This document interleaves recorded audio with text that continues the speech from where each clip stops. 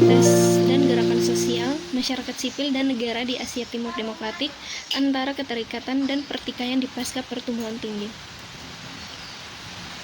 Asia Timur kontemporer ditandai dengan interaksi baru dan beragam antara masyarakat sipil dan negara yang pantas mendapat perhatian ilmiah baru. Menurut Cliff pada tahun 2018, secara khusus, volume ini berfokus pada berbagai bentuk keterikatan dan pertentangan di Jepang, Korea Selatan, dan Taiwan, karena ketiga negara ini mewakili demokrasi yang sepenuhnya terkonsolidasi di kawasan ini. Dampak globalisasi dan krisis keuangan di tahun 2008 dalam beberapa tahun terakhir menyebabkan gerakan protes dan reaksi politik di seluruh dunia. Demokrasi Asia Timur telah menyaksikan bagian mereka sendiri dan protes dan konflik. Protes besar dan progresif terhadap pendirian konservatif yang ditampilkan di halaman depan media massa Barat hanyalah ujung dari sebuah perubahan hubungan antara masyarakat sipil dan negara di Asia Timur yang demokratis. Ketiga masyarakat yang dipelajari dalam buku ini sebenarnya memiliki pencapaian baru pada era pertumbuhan tinggi dan pada zaman sekarang sudah mapan demokrasi dan telah menyebabkan kecemasan sosial baru dan meningkatnya normatif perbedaan. Hal ini pada gilirannya memiliki dampak pada hubungan dan interaksi antara masyarakat sipil dan negara yang ditandai dengan jalan baru yang mengejutkan kerjasama dan area pertikaian yang kompleks. Selain itu, pada buku ini tidak hanya berfokus pada gerakan protes progresif, tetapi mencoba untuk menjangkau melampaui dikotomi klasik negara versus masyarakat sipil progresif dengan termaksud kasus-kasus baru yang disebut sebagai gerakan kontra-konservatif. Namun demikian, pada perkembangan ini tertanam di Asia Timur tertentu institusi dan dependensi jalur. Untuk mendapatkan pemahaman yang lebih baik tentang konteks Asia Timur ini, kita akan mulai dengan gambaran singkat tentang perkembangan negara dan implikasinya terhadap jalur tiga negara Asia Timur dan kisah sukses ekonomi mereka. Yang pertama, developmental state sebagai modal keberhasilan pertumbuhan tinggi dan kebangkitan global. Meskipun tidak sepenuhnya bersamaan dalam perkembangan, tiga kasus yang dipelajari dalam buku ini disatukan oleh pengaturan negara mereka yang kuat. Negara Jepang, Korea Selatan, dan Taiwan mewakili tiga contoh utama negara yang berkembang, di mana pembangunan ekonomi yang serba cepat diwujudkan melalui pemimpin negara mereka dalam perencanaan dan intervensi ekonomi makro. Faktanya, seluruh teori model negara perkembangan dan blok bangunannya seperti industri kebijakan atau developmentalisme sebagai ideologi nasional yang dominan, yang didasarkan pada studi dan pertimbangan teoritis tentang ekonomi politik di ketiga ekonomi Asia Timur. Pertumbuhan ekonomi yang tinggi dan industrialisasi yang pesat adalah dua hal teratas prioritas nasional para elit, birokrasi, ekonomi, dan politik secara keseluruhan di tiga negara. Lembaga konservatif masing-masing terbukti sangat sukses dalam mencapai tujuan-tujuan dan dalam memimpin negara-negara untuk bergabung dengan jajaran ekonomi industri maju. Pada akhir tahun 90-an, ketiga ekonomi Asia Timur ini berhasil menjadi pemenang yang jelas dalam globalisasi, memodelkan diri mereka sebagai juara ekspor dan mematahkan dominasi finansial, ekonomi, dan teknologi dari Barat.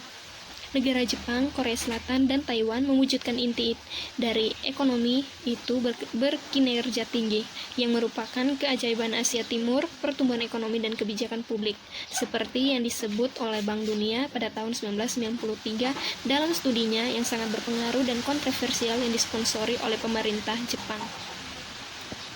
Namun di ketiga negara tersebut, pembangunan nasional tidak hanya kisah sukses pertumbuhan ekonomi yang harmonis dan kekayaan yang meningkat. Jalan ini juga ditandai dengan konflik sosial dan politik yang intensif.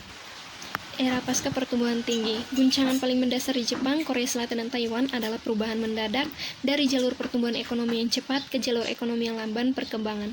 Di Asia Timur yang demokratis, Jepang adalah yang pertama menjalaninya sebagai sebuah transformasi.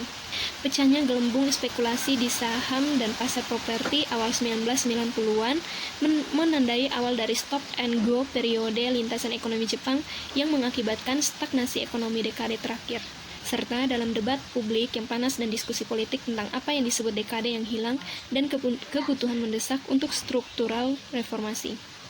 Angka pertumbuhan untuk Korea Selatan dan Taiwan selama periode yang sama secara signifikan lebih tinggi. Meskipun demikian, mereka juga memiliki pengalaman pertumbuhan yang lebih lambat. Deindustrialisasi dan restrukturisasi sejak krisis keuangan Asia tahun 1997 yang menandai titik balik dalam perkembangan mereka dan memimpin khususnya di Korea Selatan menuju deregulasi. Apa yang merusak kontrak sosial sebelumnya bukanlah ekonomi yang lebih lambat, pertumbuhan ekonomi itu sendiri, tapi fakta bahwa ini disertai dengan proses diversifikasi dan ketidakamanan sosial baru. Dalam beberapa tahun terakhir, ketimpangan pendapatan telah meningkat di ketiga negara, menurut Seoul pada tahun 2019. Selain itu, di Jepang dan Taiwan, upah real mengalami stagnasi. Di Jepang dan Korea Selatan, deregulasi pasar tenaga kerja dan reformasi neoliberal telah menghasilkan peningkatan yang signifikan dalam fleksibilitas pekerjaan non-standar tanpa peluang karir dan gaji rendah.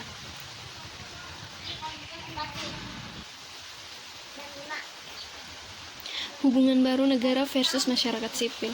Volume ini memperkenalkan perspektif komparatif dalam mengidentifikasi dan membahas persamaan dan perbedaan demokrasi Asia Timur berdasarkan studi kasus yang mendalam. Kontribusi dalam volume ini berfokus pada 3 bidang keterjeratan dan pertentangan antara lembaga sipil dan kontrol negara. Yang pertama, isu yang berkaitan dengan lingkungan. Pada isu ini berfokus pada bagaimana masyarakat sipil menangani masalah lingkungan, seperti yang disebutkan developmentalisme pada tinggi pertumbuhan ekonomi dan industrialisasi yang cepat telah menyebabkan tingginya tingkat populasi yang telah memicu kemarahan dan menciptakan gerakan warga yang penting di ketiga negara, yang mengakibatkan amandemen kebijakan negara di beberapa daerah menjadi hal yang tidak bisa lagi diabaikan secara global. Perubahan iklim juga telah menghidupkan kembali aktivisme sipil melawan global pemanasan di ketiga negara demokrasi Asia Timur. Yang kedua, politik identitas. Identitas nasional adalah isu-isu kunci yang dibahas di bagian kedua dari volume ini.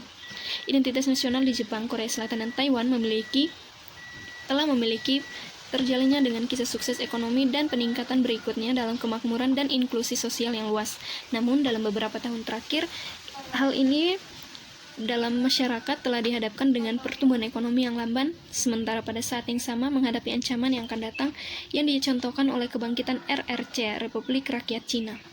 Kedua perkembangan tersebut secara fundamental mengubah dinamika wilayah dan memiliki penyebab dalam meningkatnya kecemasan sosial di ketiga negara, apalagi semakin masuknya imigran yang lebih lanjut dan berdampak pada pertanyaan tentang identitas nasional. Yang ketiga, neoliberalisme dan inklusi sosial. Prinsip paduan pembangunan melibatkan sejumlah besar intervensi negara di pasar melalui kebijakan industri dan kepemimpinan. Yang ketiga, neoliberalisme dan inklusi sosial. Bagian ketiga dari volume ini bergulat dengan pertanyaan tentang neoliberal, reformasi, dan inklusi sosial di Asia Timur. Prinsip panduan pembangunan yang melibatkan sejumlah besar intervensi negara di pasar melalui kebijakan industri dan kepemimpinan birokrasi daripada komprehensif negara kesejahteraan. Namun dalam beberapa dekade terakhir, neoliberalisme seperti yang telah terbentuk di Inggris atau Amerika Serikat tampaknya lebih berhasil dalam menghasilkan pertumbuhan ekonomi dan dengan demikian menjadi terkenal di Asia Timur. Pada beberapa tren jangka panjang yang memerlukan perhatian khusus, antara lain perluasan peserta dari elit budaya dan aktivis terorganisir untuk sejumlah besar warga biasa, perubahan cara gerakan sosial mempengaruhi politik institusional dari tindakan moral elit budaya melalui gangguan serta negosiasi oleh organisasi gerakan untuk aksi protes skala besar dari warga negara yang mempengaruhi opini publik dari partai politik. Sebagai tanggapan untuk perubahan seperti itu, negara dan masyarakat sipil Korea Selatan sekarang memiliki tugas inovasi ide-ide mereka, repertoar tindakan, dan hubungan timbal balik. Secara keseluruhan, kami berpikir bahwa pada bab ini sangat berbeda dari buku-buku lainnya. Dalam hal ini mengkristalkan 3 temuan kunci yang membuktikan peningkatan kompleksitas hubungan negara-negara masyarakat sipil di negara-negara demokrasi Asia Timur. Pertama, aktivisme dan gerakan sipil menjadi lebih terorganisir dan lebih berpengaruh di negara-negara demokrasi Asia Timur, meskipun organisasi mereka basis dan sumber daya umumnya masih cukup terbatas.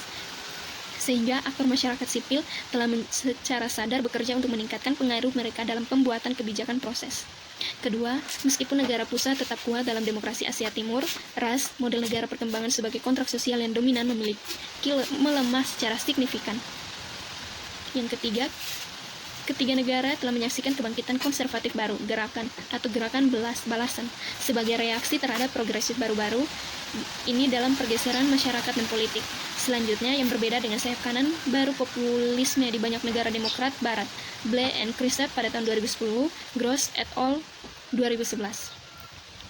Sebagai contoh kasus, gerakan kanan radikal baru di Jepang ditampilkan dalam bab Higuchi, yang adalah gerakan balasan paling radikal yang dibahas dalam buku ini. Masih olahraga, sifat pro kemampanan. Pada Higuchi tahun 2018. Dalam konteks ini, yang perlu dicatat bahwa demonstrasi kontra gerakan konservatif terbesar di Asia Timur dalam beberapa tahun terakhir mungkin demokrasi protes menurut Park di Korea Selatan yang selalu berusaha menghalangi pengunduran diri dan pemaksulan yang dipaksakan oleh Presiden Park Geun-hye dalam buku Lee dan Brown 2018. Hal ini adalah hal yang paling kuat dari indikator lainnya yang meningkatkan kedewasaan dan keragaman demokrasi Asia Timur karena pendirian konservatif yang ditekan melalui jalanan strategi politik dan gerakan sosial dari masyarakat sipil progresif.